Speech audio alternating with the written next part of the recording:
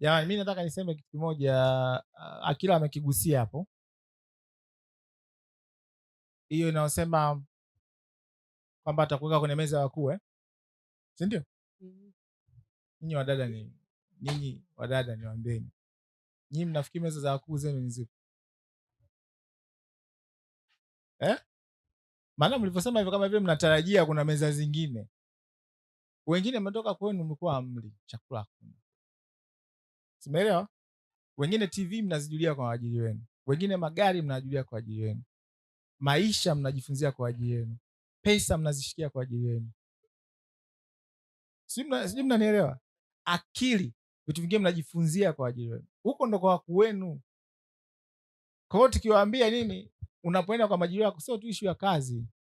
Umepewa platform ya wewe kujifunza vitu vikubwa vingine ambavyo ukimwangalia vizuri mwajiri wako utajifunza na vinaweza kukufikisha mbali.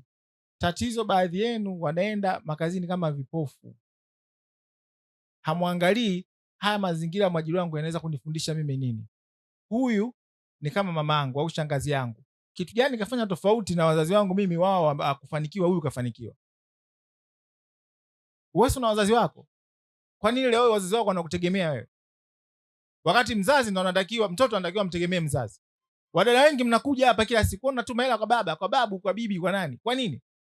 Kwani anatakiwa kumtegemea mzazi nani?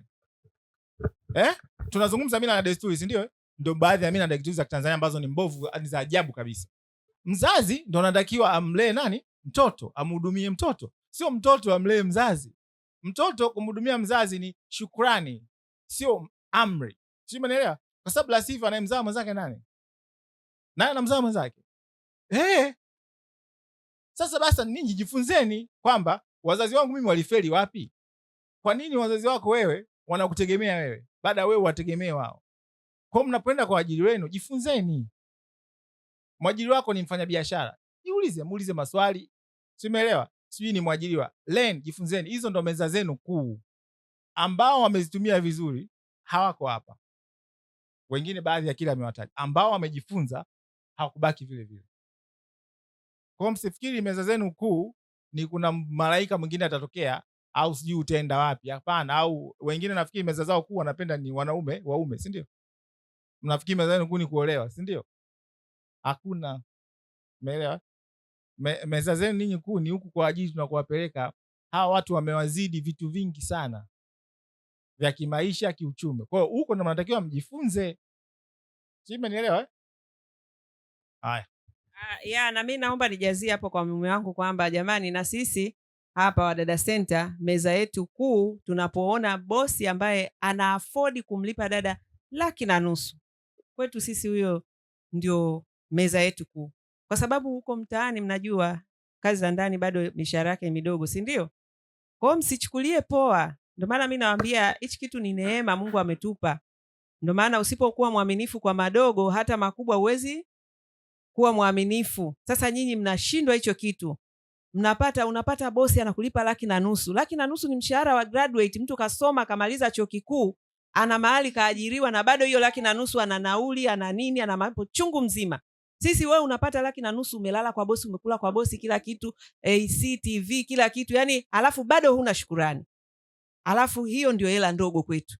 Bado tuna bosi anailipa 300,000, bado tuna bosi analipa 500,000. Kwetu sisi hao ndio wakuu wetu, kwamba bidii yako itakupeleka kwa wakubwa. Na wewe sasa umepata bosi huyo, kama bosi alivyosema, jaribu kunyenyekea na ujifunze wao wamefikaje pale.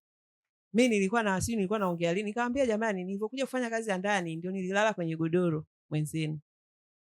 Kitu kinaitwa godoro, mpaka nimemaliza la 7 sikuwahi kulalia godoro. Si mnanielewa?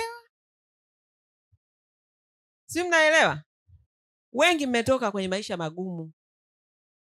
Kwa hiyo tusichukue poa, yani kwamba Mungu anapotuvusha, anapotuleta kwenye hizi familia tukachukulia kama ni maadui zetu, maana tunaenda kuishi nao kama maadui, kama tunashindana.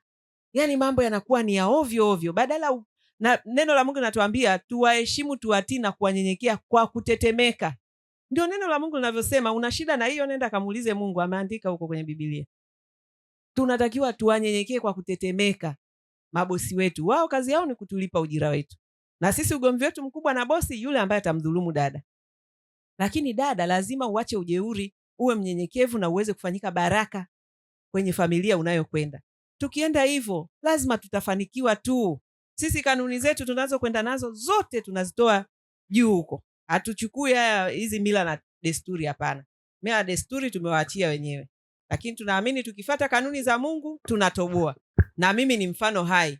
Nimetoboa na nazidi kutoboa, nazidi kumwaibisha shetani. Kwa na wewe upate matumaini, pata matumaini kwamba kama dada Joyce kafika pale na mimi nafanyaje? Naweza. Lakini hutaweza bila kufata zile kanuni ninazokuelekezeni. Fanya kazi kwa bidii, kwa utii, kwa heshima, kwa adabu. Hizo wengi mnataka hela, lakini viburi, jeuri, uvivu, huwezi kufanikiwa. Hizo sio tabia za kimungu.